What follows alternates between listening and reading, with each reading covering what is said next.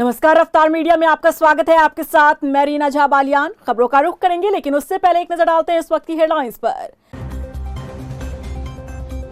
मुख्यमंत्री पुष्कर सिंह धामी ने 27 डिप्टी जेलरों और 285 बंदी रक्षकों को सौंपे नियुक्ति पत्र। नवनियुक्त अभ्यर्थियों को दी शुभकामनाएं। कांग्रेस विधायक तिलक राज की मांग, देहरादून को बनाओ स्थायी राजधानी। बीजेपी ने विपक्ष को बताया कंफ्यूज।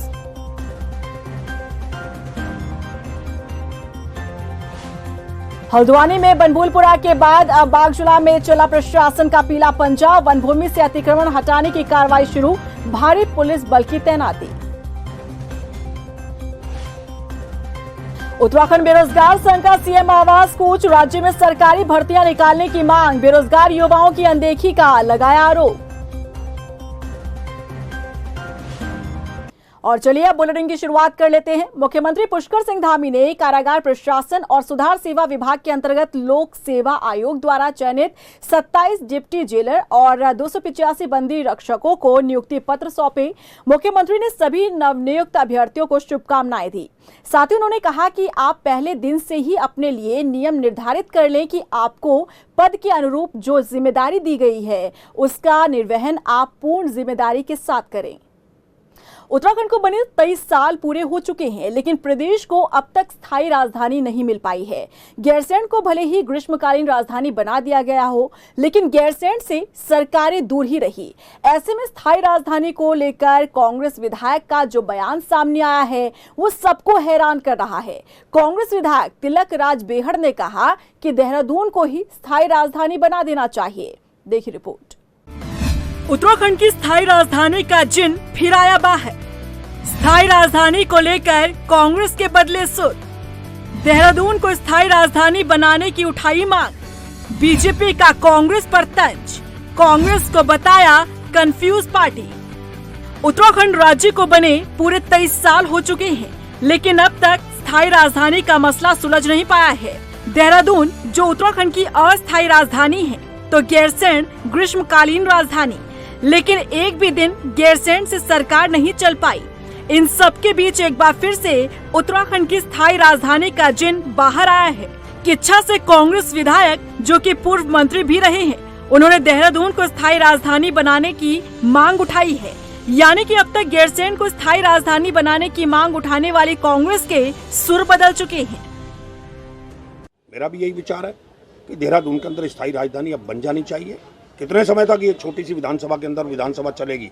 सारी सुविधाएं रहने की, करने की, इतना बड़ा सचिवालय कहाँ जाएंगे? इतने सारे स्ट्रक्चर जो आज खड़ा है, सारे दुनिया भर के कार्यालय, स्थायी राजधानी अगर देहरादून की, तो कैसे चले जाएंगे? वहाँ कई साल लग जाएंगे। तो देहरादून के अंदर जमीन तलाश ली है सरकार ने, नहीं तलाशी है तो तलाश ले, डर काहे का है? लाए, हम समर्थन करेंगे। कांग्रेस विधायक देहरादून को स्थायी राजधानी बनाने को लेकर कई तर्क दे रहे हैं, लेकिन ये भी सत्य है कि देहरादून के रायपुर में नई विधानसभा भवन बनाने को लेकर कसरत भी चल रही है। हालांकि कोई पार्टी खुलकर देहरादून को स्थायी राजधानी बनाने की बात नहीं करती, लेकिन उत्तराखंड में 2-2 विधानसभा भवन बनकर आज भी स्थायी राजधानी का मसला सुलझा नहीं है। देहरादून के रायपुर में यदि विधानसभा भवन बनता है तो फिर देहरादून को स्थायी राजधानी माना जाएगा, ये बात की बात है। लेकिन जिस तरीके से जन भावनाओं के मामले में गैरसैंण को स्थायी राजधानी बनाने की बात चलती रही है, उसके विपरीत कांग्रेस विधायक का देहरादून को स्थायी राजधानी बनाए जाने का बयान भारतीय जनता पार्टी को भी हजम नहीं हो रहा। देखिए, आप एक बात कह सकते हैं कि कांग्रेस एक कंफ्यूजिंग पार्टी है। एक तरफ एक इनके विधायक बोल रहे हैं कि साहब स्थायी राजधानी देहरादून हो, और इनके प्रदेश अध्यक्ष कुछ लोगों को साथ लेके, या मैं कहूं कि अपने कुछ पार्टी के कार्यकर्ताओं को साथ लेके वहां किस प्रकार का उन्होंने अपना कार्यक्रम किया, तो आप इससे अंदाज लगा सकते हैं। इनके कुछ विधायक लिख के दे रहे हैं कि साहब ये सत्र देहरादून में होना चाहिए। इनका एक विधायक बहुत वरिष्ठ साथी है, मैं तो ये कहता हूं कि मंत्री रहे हैं हमारे, और उस प्रकार से वो इस देहरादून पे कह रहे हैं कि राजधानी बननी चाहिए। तो मैंने कहा ना, पहले आपस में तय कर। आज उनके एक सीनियर विधायक जो पहले मंत्री भी रहे हैं, उनका ये कहना है कि देहरादून का अस्थायी राजधानी घोषित कर देनी चाहिए। तो मेरा ये मानना है या तो कांग्रेस का अपने विधायकों पर नियंत्रण नहीं है, या कांग्रेस खुद ही इस मुद्दे पर स्पष्ट नहीं है कि करना क्या चाहिए। तो कुल मिला के पहले कांग्रेस अपना जो स्टैंड है उसको क्लियर करे। उत्तराखंड को कब स्थायी राजधानी मिलेगी ये तो भविष्य की गर्त में छिपा है, लेकिन इतना तो तय है कि जिस तरह से स्थायी राजधानी के मसले पर उत्तराखंड में सियासत होती रही है वो लंबी चलने वाली है। लेकिन इन सब के बीच स्थायी राजधानी को लेकर कांग्रेस के बदले सुर सबको हैरान कर रहे हैं। बहरहाल देखना होगा कि इसे लेकर कांग्रेस को आम जनता की नाराजगी झेलनी पड़ती है या फिर समर्थन मिलता है। रफ्तार मीडिया के लिए देहरादून से मनीष जंगवाल की रिपोर्ट। रुड़की में पूर्व सीएम हरीश रावत के नेतृत्व में कांग्रेसियों ने जॉइंट मजिस्ट्रेट कार्यालय के बाहर प्रदर्शन किया। धरने पर बैठे कांग्रेस नेताओं ने सरकार के खिलाफ जमकर नारेबाजी की और बीजेपी सरकार पर गरीबों के उत्पीड़न का आरोप लगाया। इस मौके पर पूर्व सीएम हरीश रावत ने बीपीएल कार्ड में नई यूनिट जोड़ने का मुद्दा उठाया। हरदा ने दिव्यांगजनों, वृद्ध और आश्रितों को बीपीएल श्रेणी में रखने के साथ ही राशन कार्ड के नवीनीकरण की मांग भी की है। नए लोग पैदा हो रहे हैं, उनके नाम जोड़ नहीं रहे हैं, नए कार्ड बिल्कुल बना रहे हैं। ग्राम प्रधान इत्यादि गरीब उनके घर पर पहुंचता है, वो सब लोग परेशान हैं। ग्राम प्रधान से लेकर के सारे सामाजिक कार्यकर्ता परेशान हैं, नए कार्ड बना नहीं रहे हैं। और कुछ कार्डों को पहले इन्होंने जब्त कर लिया, बुला लिया, कहा नवीनीकरण करेंगे, उनको वापस नहीं कर रहे हैं, वो अपने कार्ड खोजते फिर रहे हैं। और एक काम और एक महापाप कर दिया, हमारी सरकार ने जो पट्टा धारक थे उनका नियमितीकरण किया। इंदिरा जी के समय में से ये पट्टे मिले थे, उन सारे पट्टा धारकों के पट्टे निरस्त करके उनके ऊपर जो है इन्होंने उत्पीड़न की कार्रवाई प्रारंभ कर दी। हल्द्वानी के बनभूलपुरा में अतिक्रमण हटाने की कार्रवाई के दौरान हुई हिंसा घटना से सीख लेते हुए प्रशासन अब फूंक फूंक कर कदम उठाता दिख रहा है। बनभूलपुरा की कार्रवाई के बाद अब बागजला क्षेत्र में प्रशासन का पीला पंजा चला, लेकिन इस कार्रवाई से पहले पुलिस प्रशासन की तैयारी पुख्ता नजर आई। देखिए रिपोर्ट।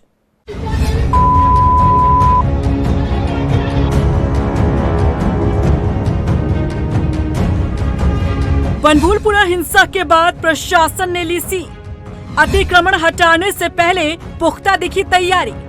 बनभूलपुरा के बाद बागजला क्षेत्र में चला प्रशासन का पीला पंजा। पूरी तैयारी के साथ टीम ने की अतिक्रमण हटाने की कार्रवाई।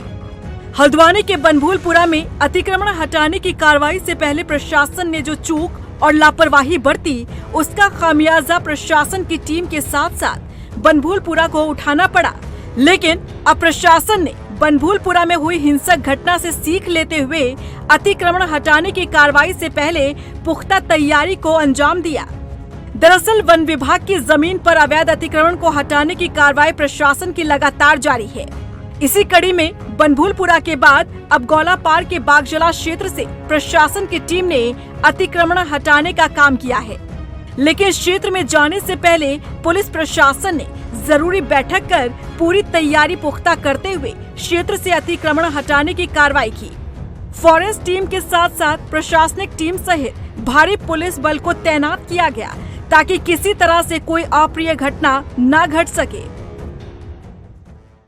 देखिए, बागजला क्षेत्र में जो वन विभाग की भूमि है, इसमें कुछ नव निर्माणाधीन मकाने हैं और इनकी कुल संख्या 8 है और इनके ध्वस्तीकरण की कार्रवाई यहाँ पे करी जा रही है। वन विभाग की जमीनें कब्जा करने की क्या है इसकी असल? ये वन विभाग की जमीन है और वन विभाग पे अवैध कब्जेदार के रूप में है और ये सब जितने भी ध्वस्तीकरण किए जा रहे हैं ये नव निर्माण। तस्वीरों में देखा जा सकता है कि हल्द्वानी बागजला क्षेत्र में अतिक्रमण के खिलाफ वन विभाग ने ये बड़ी कार्रवाई की। भारी बारिश के बावजूद अतिक्रमण अभियान चलाया गया। वन विभाग की भूमि पर अतिक्रमण कर बनाए जा रहे 8 बड़े निर्माणाधीन भवनों को जेसीबी से ध्वस्त किया गया। बताया जा रहा है कि वन विभाग की जमीन पर कब्जा कर यहां भवन बनाए गए थे। वन विभाग अब अतिक्रमण की गई जमीनों को चिन्हित करने में जुट गया है। ये वन विभाग ने 8 भवनों को चिन्हित किया है जिनका अतिक्रमण हटाया जा रहा है। यहाँ पर इसको 2 सुपर जोन में और 4 जोन में डिवाइड किया गया है और उसके साथ सारे जो हमारे जिले के एसओ और इंस्पेक्टर्स हैं वो लगाए गए हैं। मैं यहाँ पर स्वयं उपस्थित हूँ। रेंज के जो गौला रेंज की टीम के द्वारा 8 अतिक्रमित जो न्यूली कंस्ट्रक्टेड मकान थे उनको चिन्हित किया गया था। उसी के तहत उनको डिमोलिश करने की कार्रवाई आज वन विभाग और प्रशासन के निर्देशन में पुलिस के सहयोग से की जा रही है। नहीं, और फिलहाल चिन्हित नहीं किए गए हैं। लेकिन और जो अतिक्रमण है उसके खिलाफ उच्च अधिकारियों द्वारा नोटिस की जो प्रक्रिया है उसको पालन किए जाए। हल्द्वानी के बागजला क्षेत्र में प्रशासन की ये कार्रवाई ऐसे समय पर हो रही है जब बीते फरवरी के महीने में ही हल्द्वानी के बनभूलपुरा में अतिक्रमण हटाने गई टीम पर उपद्रवियों ने हमला कर दिया था। पुलिस की टीम पर पत्थरबाजी की गई थी। इस हिंसक घटना में 6 लोगों की मौत और 300 से ज्यादा लोग घायल हो गए थे। हालांकि उस समय पर प्रशासन की बड़ी चूक सामने आई थी। अतिक्रमण हटाने की कार्रवाई से पहले जो तैयारी प्रशासन को करनी चाहिए थी उसकी अनदेखी की गई। नतीजा रहा कि बनभूलपुरा हिंसा में काफी नुकसान झेलना पड़ा, लेकिन लगता है कि बीती घटना से प्रशासन ने सीख ली है। यही कारण है कि अब अतिक्रमण हटाने की कार्रवाई से पहले पुलिस ब्रीफिंग के साथ तमाम तैयारियां की गई। रफ्तार मीडिया के लिए हल्द्वानी से योगेश शर्मा के साथ देहरादून से ब्यूरो रिपोर्ट। वहीं राजधानी देहरादून में उत्तराखंड बेरोजगार संघ ने अपनी तमाम मांगों को लेकर सीएम आवास कूच किया। हालांकि पुलिस ने प्रदर्शनकारियों को सीएम आवास जाने से पहले ही रोक दिया। इस दौरान पुलिस और प्रदर्शनकारियों के बीच तीखी नोकझोंक भी हुई, जिसके बाद प्रदर्शनकारियों ने यहां सड़क पर ही बैठकर सरकार पर बेरोजगार युवाओं की अनदेखी का आरोप लगाया। नाराज युवाओं ने कहा कि सरकार ने 24,000 पदों पर विज्ञप्ति जारी करने का आश्वासन दिया था, लेकिन विज्ञप्तियां निकाली नहीं जा रही हैं, वो पहले की भर्तियां हैं। वहीं कोविड कर्मचारियों ने भी बेरोजगार संघ के प्रदर्शन का समर्थन किया।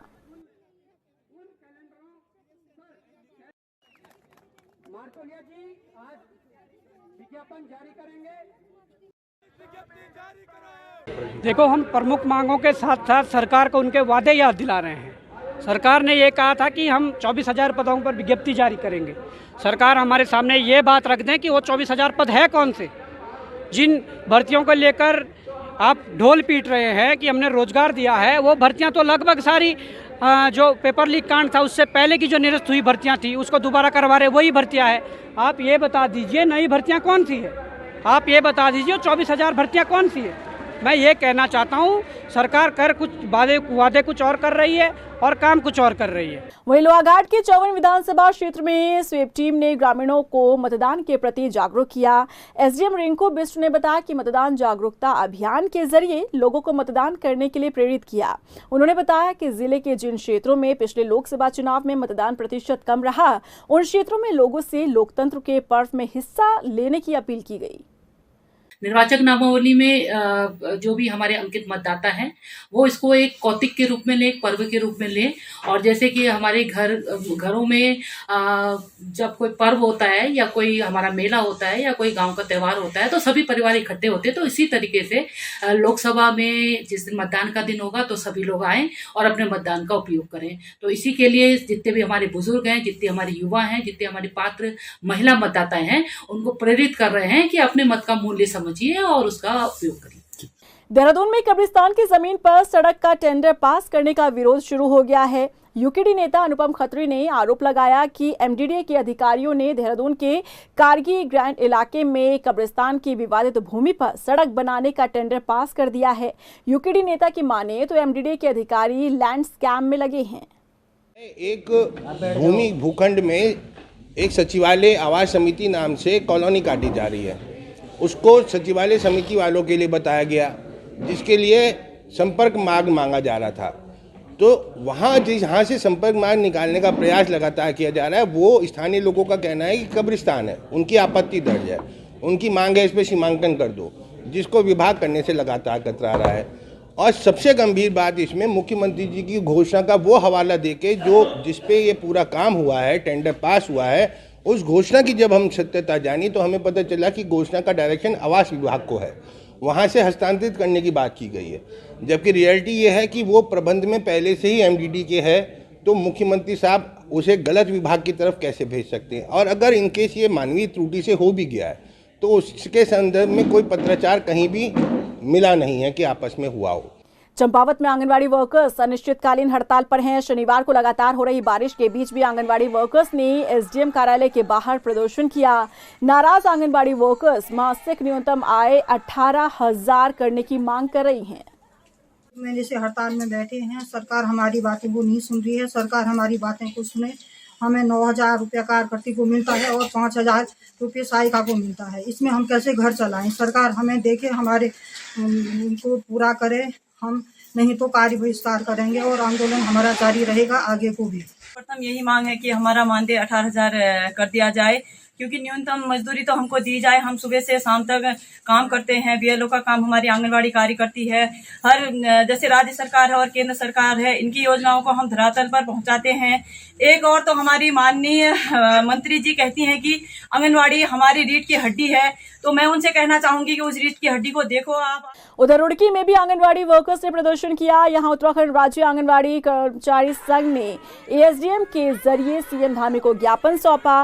प्रदर्शन कर रही आंगनवाड़ी वर्कर्स ने बताया कि उन्होंने मानदेय बढ़ाए जाने की मांग की है और अगर सरकार उनकी इस मांग पर कोई फैसला नहीं लेती तो वो 3 मार्च को दिल्ली कूच करेंगी। ये मांगे हैं कि हम लोगों को आंगनवाड़ी वर्कर को और सहायिकाओं को बहुत न्यूनतम से भी न्यूनतम मानदेय दिया जाता है। मानदेय को हम लोगों को ये कहते हैं कि हमें मानदेय नहीं लेना है, अब हमारा वेतन मान किया जाए। कम से कम एटलीस्ट जो मजदूर लेता है 600 रुपये वो तो दे दिए जाएं। हम लोगों को 300 रुपये दे के, और दुनिया भर के अदर विभाग भी काम लेते हैं, लोडिंग अपलोडिंग जो कुछ रहता है उसी 300 में हमें पूरा करना है। अगर लाभार्थियों के लिए कुछ सामान आ रहा है, महालक्ष्मी किट आ रही हैं, खजूर चिप्स आ रहे हैं, वो सब हम लोगों को अपनी पॉकेट से लाभार्थी तक पहुँचाने होते हैं। कार्यकर्तियों ने एक ज्ञापन दिया है जिसमें उन्होंने मानदेय से वृद्धि के संबंध में मांग रखी है और वो माननीय मुख्यमंत्री जी को संबोधित ज्ञापन है जो जिलाधिकारी के माध्यम से संबंधित शासन को प्रेषित कर दिया जाएगा। नरेंद्रनगर पुलिस ने चेकिंग अभियान के दौरान काजल की लकड़ी के साथ 4 तस्करों को गिरफ्तार किया है। बताया जा रहा है कि बरामद की गई लकड़ी की कीमत करीब 10 लाख रुपए है। चारों तस्कर काजल की लकड़ी को घनसाली के गंगी जंगल से काटकर बेचने के लिए सहारनपुर जा रहे थे।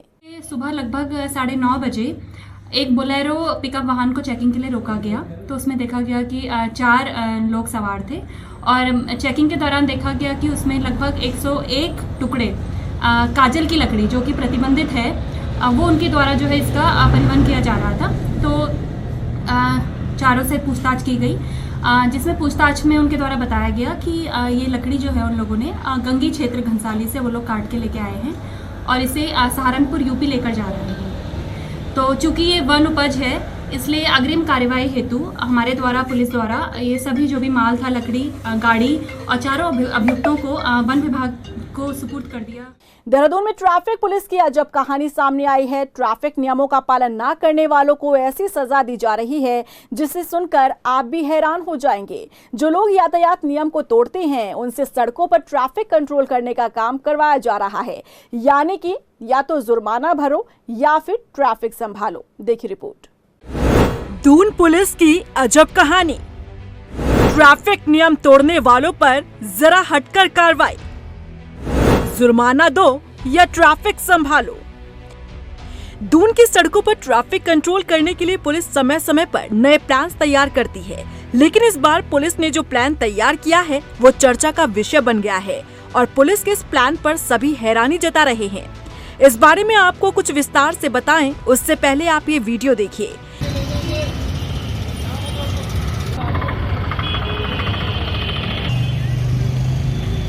ये शख्स जो आपको दून की सड़कों पर ट्रैफिक कंट्रोल करता दिख रहा है, ये असल में ट्रैफिक पुलिस नहीं बल्कि ऑटो चालक है। इसने नो पार्किंग में अपना ऑटो लगाया तो ट्रैफिक पुलिस ने इस पर जुर्माना लगा दिया। जुर्माने के तौर पर दीपक नाम के शख्स को ट्रैफिक पुलिस ने 4 घंटे तक ट्रैफिक कंट्रोल करने का काम थमा दिया। कमाई करो, दिहाड़ी दूं, इनकी ट्रैफिक चलाओ, मैं पुलिस में हूँ, मैं जो इन्होंने मुझे अपना काम दे दिया। इसके ऑटो में क्लैंप लगाया गया और इसे ट्रैफिक वॉलंटियर बनकर ड्यूटी करनी पड़ी। ऑटो संचालक दीपक का कहना है कि 2500 चालान ना देने के बदले उससे 4 घंटे की ड्यूटी करवाई गई। सर बस 2 सेकंड हुए मुझे ऑटो घुमा के किसी सवारी ने हाथ दिया है मेरे को और बोला कि क्या बोलते हैं भैया दिलाराम तक जाओगे, बस इतनी बात होती थी। देर में आके उन्होंने एक कांटा लगा दिया और कह रहे कि ये वर्दी पहनी है आप और ट्रैफिक कंट्रोल कीजिए। अब 3 बज रहे हैं, 7 बजे कह रहा है कि 7 बजे मैं तुम्हें छोड़ूंगा, नहीं तो 2500 रुपये भरना पड़ेगा। दरअसल पुलिस के इस प्लान के तहत यदि कोई भी ट्रैफिक नियमों का उल्लंघन करता पाया जाता है तो उसे या तो जुर्माना भरना होगा या फिर 4 घंटे के लिए उसे ट्रैफिक कंट्रोल करने की ड्यूटी करनी होगी। लेकिन हैरानी की बात तो ये है कि जब ऑटो चालक दून की सड़कों पर ट्रैफिक कंट्रोल कर रहा था तो उस वक्त ट्रैफिक पुलिस खुद नदारद रही, यानी कि अपना काम दूसरे के हाथ में थमाकर खुद आराम फरमाया जा रहा है। वो मुझे नहीं पता कहाँ चले गए, जब से यहाँ नहीं है। अच्छा, तो ये वर्दी भी उन्होंने पहनाई? हाँ, दूसरा लड़का एक रिक्शे वाला था, उसकी ड्यूटी लगी हुई थी पहले मेरे से पहले, मुझे पकड़ा तो उसको छोड़ा है और ये उसने पहनी हुई थी। अच्छा, तो अभी क्या बताया, 4 घंटे बाद आएंगे वापस? पता नहीं सर, अब मुझे तो दिख ही नहीं रहा जब से वो कहाँ गए। जानकारी के मुताबिक ट्रैफिक पुलिस और आरटीओ द्वारा मिलकर ट्रैफिक को अच्छे से चलाने के लिए प्लान तैयार किया गया है, ताकि बेवजह कोई भी सड़क किनारे अपनी गाड़ी ना खड़ी कर सके और जाम की स्थिति पैदा ना हो सके। देखिए, इस समय ट्रैफिक की तरफ से समय समय पर जब चालान किया जाता है तो कुछ ऑटो चालक हैं, ई संचालक, ई रिक्शा संचालक हैं, इनके द्वारा भुगतान ना करने में और भविष्य में ऐसी गलती ना करेंगे इस संबंध में ट्रैफिक पुलिस को बताया जाता है। तो उनसे ये कहा जाता है कि आप ट्रैफिक के यातायात नियमों को ऑब्जर्व करें और देखें कि गलत तरह से पार्किंग करने के कारण कितनी असुविधा होती है।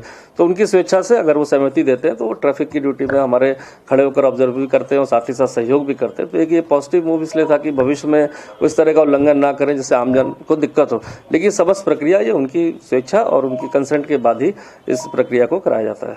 पुलिस का कहना है कि लोग नियमों का उल्लंघन ना करें, इस सोच के साथ ये प्लान लाया गया है। लेकिन सवाल यहाँ ये उठता है कि जिस तरह से ऑटो चालक के साथ पुलिस का रवैया सामने आया है, क्या वो सही है?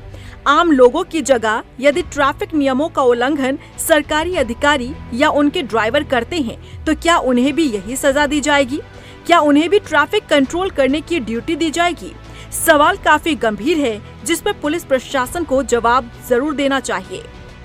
रफ्तार मीडिया के लिए देहरादून से हिमांशु चौहान के साथ ब्यूरो रिपोर्ट। और इसी के साथ फिलहाल इस बुलेटिन में बस इतना ही, लेकिन चलते चलते एक नजर डालते हैं इस वक्त की हेडलाइंस पर। मुख्यमंत्री पुष्कर सिंह धामी ने 27 डिप्टी जेलरों और 285 बंदी रक्षकों को सौंपे नियुक्ति पत्र, नवनियुक्त अभ्यर्थियों को दी शुभकामनाएं। कांग्रेस विधायक तिलक राज की मांग, देहरादून को बनाओ स्थायी राजधानी, बीजेपी ने विपक्ष को बताया कंफ्यूज।